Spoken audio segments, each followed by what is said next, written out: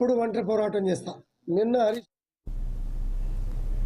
భారీ వరదలకు ఏపీలోని విజయవాడ నగరం అస్తవ్యస్తమైంది. ఈ క్రమంలో వరద బాధితులను ఆదుకోవడానికి దాతలు ముందుకు వస్తున్నారు. అయితే బాపట్ల జిల్లా గొనసపూడి గ్రామానికి చెందిన యువ పారిశ్రామికవేత్త విక్రమ్ నారాయణరావు వరద బాధితులకు అండగా నిలవడానికి ముందుకు వచ్చారు.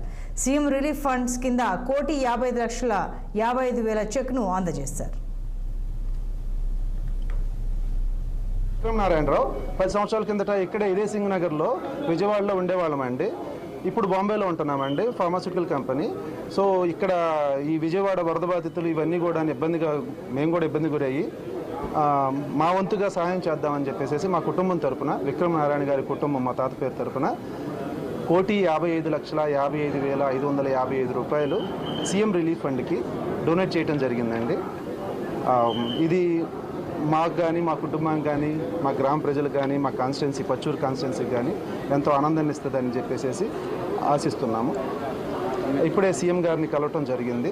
సీఎం గారిని కలిసి చెక్ ప్రజెంట్ చేసి రావటం జరిగిందండి.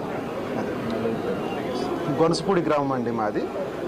ఇప్పుడు చినగంజాం మండలం, బాపట్ల జిల్లా అండి. ప్రకాశం అండి, బాపట్ల జిల్లా పచ్చూరు కాన్స్టిట్యున్సీ. నమస్తే.